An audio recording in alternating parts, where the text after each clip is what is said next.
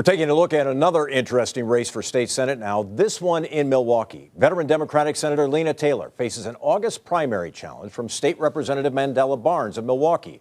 Barnes was on this program last Sunday, and today we're joined by Senator Lena Taylor. Senator, it's good to have you back on. It's good to be with you, Mike, always. Well, what do you think this challenge is about? Why are you being challenged? What's your take on it? Well, I think why I'm being challenged has been pretty evident. It's not about my record. It's not about my work. It's about personal issues. So while I'm working on the work for the people have been working on me. And so I can't speak for other individuals. All I know is I'm going to continue to do the work. I want to talk about the things that I've done, the issues that I've worked on in correction reform, the work we're doing right now with the Justice Center, which is part of the justice reinvestment work that got started way back in 2009, or the State of the Justice Tour that we did in 2007 and 8, where we analyzed the correction system, or the work we're doing right now with the Medical College of Wisconsin, with the Love and Faith Initiative and the urban agriculture and connecting it to public health. I mean, there's so much work, Mike, that we're doing that, you know, it's a democracy and anybody can run.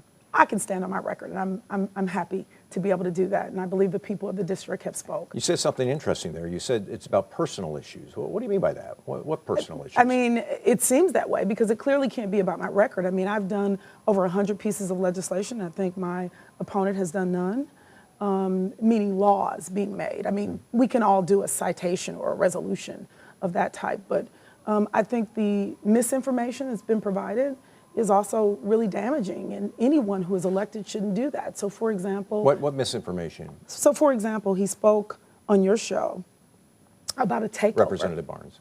He spoke about a takeover. MPS takeover that would have put it under the control of Mayor Barrett. This is going back 2010. Correct. He completely shared what Governor Doyle tried to do, which was not the legislation that I was a part of in the negotiation of crafting something where Doyle was taking away a school board, and we did something that tried to bring it to a different place.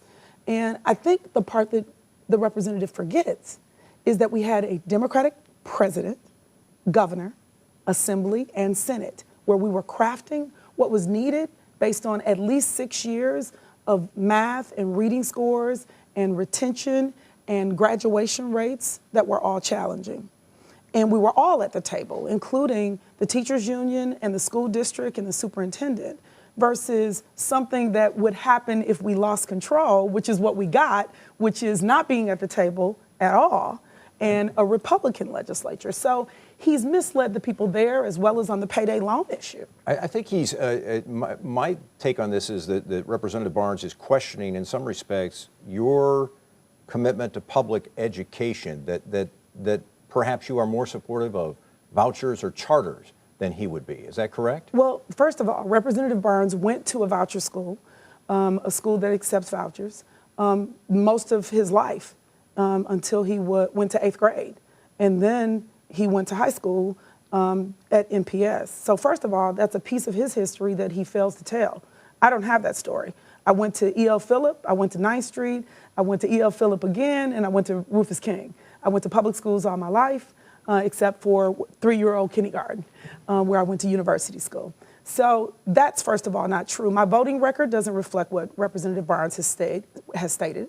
And then most importantly, I think the piece that he forgets is I received a national award from the NEA as well as a local award from MTEEA as a friend of public education. So I do get that there's been a smear campaign of suggesting things that aren't true, but my record shows that I have been a champion for public education. I got poverty aid and sparsity aid. In addition to that, funding for math programs. I mean, the list goes on.